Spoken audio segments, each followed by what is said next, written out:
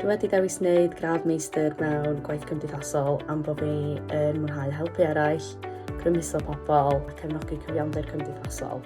A so ddim un diwrnod yr un fath sy'n dysgu pethau newydd bob dydd. Hi Leon a dwi wedi dewis gwaith cymdeithasol yn dilyn gwaith fi fatha gweithiwr cefnogol i oedolion efo anabledda dysgu. Dwi eisiau grymuso unigolion i wneud yn siŵr bod lleisio nhw'n cael eu clywed a bod anghenion unigolion fregus yn cael ei ddiwallu.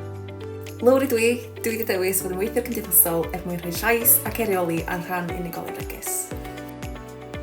Helo, Mae'r Roberts dwi'n astudio i fod yn weithwyr cymdeithasol yn Brifysgol Bangor ac un o'r prif resymau pan dwi wedi dewis i fod yn weithwyr cymdeithasol ydy dwi eisiau gwneud newid i bywydau pobl sy'n byw yn y cymdeithas, pobl bregus i fyw y bywyd maen nhw'n haeddu.